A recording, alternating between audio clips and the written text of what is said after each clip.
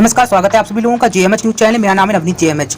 आज हम बात करने जा रहे हैं आंगनबाड़ियों पर जो आरोप लगते हैं और उनके जो काम होते हैं उनको ना देखते हुए पार्टियों द्वारा जिस तरीके से वादे किए गए उसके बारे में। इसी के साथ ही आंगनबाड़ी कर्मियों के, आंगनबाड़ी बहनों के दुख दर्द के बारे में हम बात करेंगे, जो सरकारों ने आंगनबाड़ी कर्मियों के साथ आज किया है और लगातार विगत कई सालों से चल रहा है। उनके दुख दर्द के बारे में जेएमएच न्यूज चैनल आज इस खबर में बात करेगा। आप लोग इस खबर को पूरा देखिएगा ताकि आंगनबाड़ी बहनों की समस्याएं निकलकर सामने आ सकें और सरकारें कितना झूठ बोलती हैं इसके बारे में भी हम चर्चा करेंगे।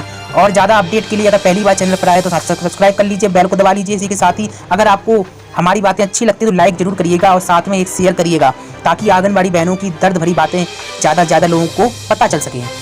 इसी के साथ ही आपको बता दें, आंगनबाड़ी बहनों के हित के लिए एक वेबसाइट भी स्टार्ट की जा रही है जिसमें उनकी समस्याओं को और ज़्यादा प्रसारित किया जाएगा, बताया जाएगा। तो चलिए स्टार्ट करते हैं। मजदूर से बुरी स्थिति में काम कर रही हैं आंगनबाड़ियां, कोई भी सरकार नहीं सुनती है परेशानी, आखिरकार किसको बताएं अपना दर्द। कांग्रेस भाजपा तो भाजपा कांग्रेस के ऊपर लगाती है आरोप। जहां पर ये पार्टियां सत्तासीन हैं वहां के हाल किसी से छिपे नहीं है। महामारी में कोरोना योद्धा बनी आंगनबाड़ियां निभा रही है अहम भूमिका। इसी के साथ ही जन्म से लेकर बच्चे के बड़े होने तक का डाटा और कुपोषण को दूर भगाने का काम करती हैं आंगनबाड़ियां। पुष्टाहार बंद करने की मांग लगातार यह करती रही लेकिन बंद नहीं किया जाता। आखिरकार एक बड़ा सवाल ये भी निकल कर आ रहा है, जब आंगनबाड़ियां ही पुष्टाहार की मांग नहीं करती तो बेचे जाने के आरोप क्यों लगते हैं। तो ये बहुत सारे सवाल हैं। और मजदूरों से बुरी स्थिति में आंगनबाड़ियों की हालत हो गई। आपको बता दें, अभी हाल ही में सरकार ने मनरेगा मजदूरी भी बढ़ा दी है और 200 रुपए से ऊपर कर दी है। पहले इन्हें 186 संभावित है मिलते थे, अब इन्हें 202 रुपए प्रस्तावित कर दिए गए हैं, यानी अब इन्हें जो मजदूरी होगी ज़्यादा मिलेगी। लेकिन आंगनबाड़ियों की स्थिति कितनी गंभीर है इसके बारे में सोचा नहीं जाता। महामारी के दौरान सरकार ने मजदूरों की मजदूरी में इजाफा कर दिया और करना भी चाहिए था, क्योंकि मजदूर आखिरकार अपने खून पसीने से निर्माण कार्य करते हैं और देश की तरक्की में अपनी मेहनती भूमिका निभाते हैं।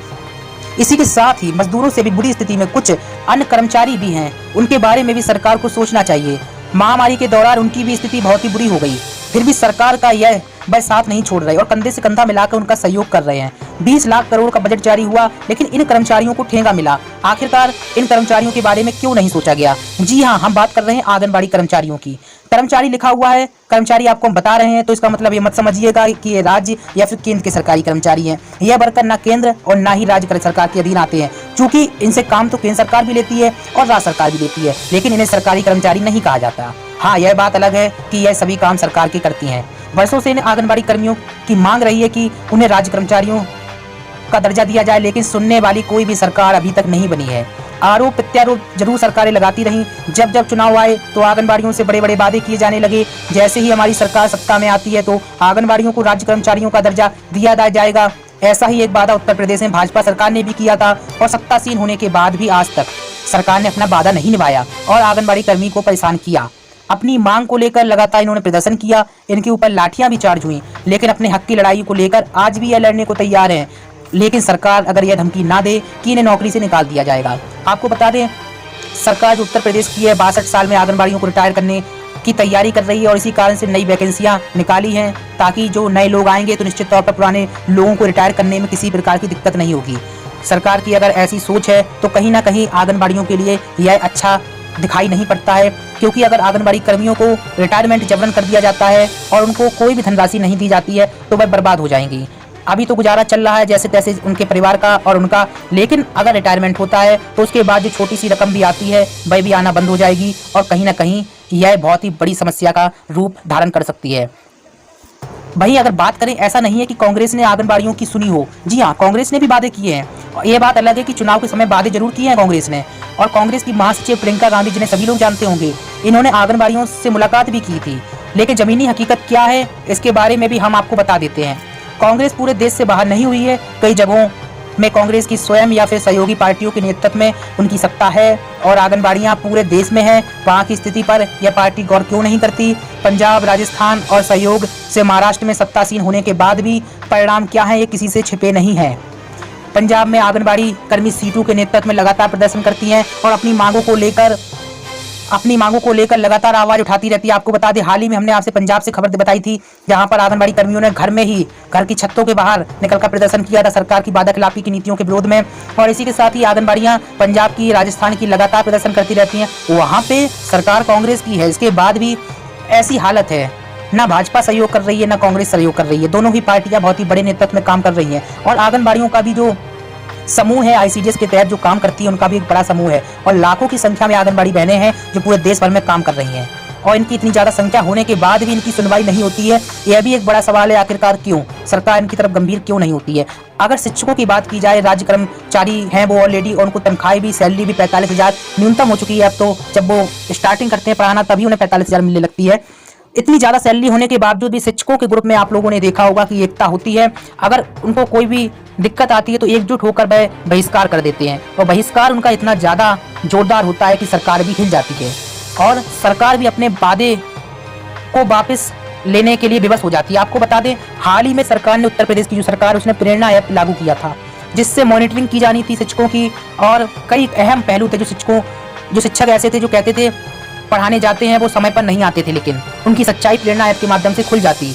मॉनिटरिंग प्रेरणा ऐप के माध्यम से की जानी थी, लेकिन शिक्षकों ने इसका बहिष्कार कर दिया और आज प्रेरणा ऐप का क्या हाल है, क्या चाल है, सबको पता है। प्रेरणा ऐप सही तरीके से काम नहीं कर रहा और निश्चित तौर पर एक बड़ी बात है, शिक्षकों में कहीं ना कहीं एकता है और ऐसी ही एकता आंगनबाड़ी बहनों में, आंगनबाड़ियों के संगठन में होना चाहिए। भले ही संगठन 4 की जगह 40 बन जाए, लेकिन सबका मकसद एक ही होना चाहिए कि आंगनबाड़ी कर्मियों को राज्य कर्मचारी का दर्जा और उनकी समस्याओं को उठाना है। तभी जाकर आंगनबाड़ी कर्मचारियों के संगठन और आंगनबाड़ियों की जो मांगे हैं सिद्ध हो सकती हैं। और फूट डालो राजनीति करने का उद्देश्य नहीं होना चाहिए, उगाई का उद्देश्य नहीं होना चाहिए, एकता की भावना होनी चाहिए। तभी जाकर आंगनबाड़ियों की जो मांगे हैं सरकार सुनेगी, अन्यथा की स्थिति में सालों साल से यह विवाद चलता चला आ रहा है और ऐसे ही चलता चला जाएगा। आंगनबाड़ी बहनों की मांगे पूरी नहीं हो पाएंगी। अगर आप लोग हमारी बात से सहमत है तो एक लाइक जरूर करिएगा, शेयर करिएगा। स्पेशली हमने आंगनबाड़ियों की समस्याओं को लेकर आज इस न्यूज़ के माध्यम से जिक्र किया है और आप जितना ज़्यादा शेयर करेंगे उतनी ही ज़्यादा आंगनबाड़ी बहनों तक ये सच जाएगा। और सभी आंगनबाड़ी बहनें जेएमएच न्यूज़ चैनल को सब्सक्राइब कर लें। आपको बता दें, जेएमएच न्यूज़ चैनल एक विश्वसनीय न्यूज़ चैनल है, आपकी और आपकी समस्याओं को बरसों से उठाता रहा है और रहेगा भी। जो भी आंगनबाड़ी बहनें अभी तक जेएमएच न्यूज़ चैनल पर नहीं जुड़ी हैं तो भाई यहाँ पर जाकर सब्सक्राइब करें, नीचे जाकर और बेल को दबाकर ऑल कर लें, ताकि आपकी लड़ाई हम सब मिलकर उठा सकें। आपकी जो हक की लड़ाई है लड़ी जा सके। महामारी के इस दौर में भी कोरोना योद्धा की भूमिका यह कर्मचारी निभा रहे हैं और रेड जोन जहां से कोविड के मरीज निकले हुए हैं उन्हीं घरों के आसपास भी इनकी ड्यूटी लगा दी गई है। खास बात तो यहाँ पर यह है कि इन कर्मचारियों को वेतन भी समय से नहीं मिलता और उसके बाद भी देश प्रेम के खातिर यह कर्मी ड्यूटी भी खुशी खुशी कर रहे हैं। आंगनबाड़ियों पर अधिकांश लोग एक आरोप अवश्य लगाते हैं कि यह कर्मी पुष्टाहार बेच लेती हैं। कभी आंगनबाड़ियों से भी इसका जवाब ले लिया होता तो शायद अच्छा रहता। आंगनबाड़ियों ने लगातार धरना प्रदर्शन करते हुए पुष्टाहार बंद करने की मांग की, इस पर किसी ने भी गौर नहीं किया। आखिरकार क्यों? जब आंगनबाड़ी बेच लेती हैं और उनको फायदा होता है तो यह बंद करने की मांग क्यों करती हैं? यह भी एक बड़ा सवाल है और जिसका जवाब आज आरोप लगाने वाले प्रत्येक व्यक्ति को देना चाहिए। तो ये आंगनबाड़ी बहनों की जो समस्याएं थी जमीनी स्तर पर, उसके बारे में हमने जिक्र किया और जो भी देश भर से खबरें आई होंगी आपको कुछ ही घंटों बाद मिल जाएंगी। अपडेट जो भी होगी आंगनबाड़ी बहनों की, आज हमने समझा कि सरकार कितना बेवकूफ़ बनाते हैं इन कर्मियों को, उनकी सच्चाई आप लोगों के सामने रखी जाए। और जो कहते हैं कि हम सत्ता में नहीं है, हमारी पार्टी नहीं है, तो हम कैसे सुन सकते हैं? आपको बता दें, भावना होनी चाहिए। भावना अगर आपकी होगी काम करने की तो निश्चित तौर पर आप सत्ता में हो या फिर ना हो, आप हित के लिए काम करेंगे और मददगार साबित होंगे। और सत्ता में आने के बाद भी आप कितना काम करते हैं किसी से छुपा नहीं है। हम यहाँ पर आंगनबाड़ी बहनों के हित में इसलिए कह रहे हैं क्योंकि इनके ऊपर काम सरकारी है, दायित्व सरकारी है, मेहनत भी ये खूब कर रही हैं और लेकिन दाम की बात करो तो सरकारी नहीं है। ना ये केंद्र के कर्मचारी जैसा कि हमने पहले कहा, ना राज्य के कर्मचारी। ऐसे में बड़े सवाल उठते हैं, इनको आखिरकार क्यों कर्मचारी नहीं माना जाता है, क्यों मानदेय पर रखा गया है? आखिरकार इनको भी सैलरी दी जानी चाहिए, तनख्वाह दी जानी चाहिए, राज्य कर्मचारियों का दर्जा इन्हें भी मिलना चाहिए। क्योंकि जब इतनी महामारी के समय में भी महती भूमिका निभा रही हैं तो इनको राज्य कर्मचारी का दर्जा क्यों नहीं मिल रहा? शिक्षक जो अपने घर में पड़े हैं, सो रहे हैं, टाइम वेस्ट कर रहे हैं, लेटे हैं और उनको 45, 50, 55 हज़ार रुपये मिल रहा है, लेकिन यह कर्मचारी भी शिक्षकों की भांति काम कर रहे हैं। चिकित्सा विभाग को भी सहयोग करते हैं, शासन की ड्यूटियों में भी सहयोग करते हैं, लेकिन शिक्षक इस समय घर पे पड़ा हुआ है और कोई काम नहीं है उसको। छुट्टियां उसके पास आ गई हैं, वैसे भी जून की छुट्टियां शिक्षकों के पास रहती हैं, लेकिन आंगनबाड़ी बहनों के पास कोई भी छुट्टियां नहीं है और इसके बावजूद भी काम करती हैं। ऐसे में कोविड-19 में जब उनकी आंगनबाड़ी केंद्र बंद रहे तो उनकी महामारी में ड्यूटियाँ लगा दी गई और वह घर घर जाने पर अब दिवस हो रही हैं। लेकिन सबसे बड़ी बात यह है कि वह देश प्रेम के खातिर यह ड्यूटियां अपनी जान को जोखिम में डालकर भी कर रही हैं। कई जगहों पर ऐसे मामले निकल कर आए हैं कि उनको पीपीई किट नहीं दी गई, इसके बाद भी वह काम किया उन्होंने। और इसी के साथ ही कई आंगनबाड़ियां कोविड-19 से भी ग्रसित हो गई। खुशी की बात यह है कि वह आंगनबाड़ी कर्मी कोविड-19 को भी हराकर स्वस्थ हो गई। ये सबसे बड़ी बात है और अहम बात है। निश्चित तौर पर यह सराहनीय विषय है और हम चाहेंगे किसी भी आंगनबाड़ी कर्मी को कोविड-19 जैसा संक्रमण ना हो, बचाव के साथ ही अपनी ड्यूटी करें और सरकार को जगाने का प्रयास करते रहें। संगठन वालों से भी अपील रहेगी कि एकता बनाए रखें, वैमनस्य की भावना न रखें और एक दूसरे को नीचा दिखाने की कोशिश ना करें।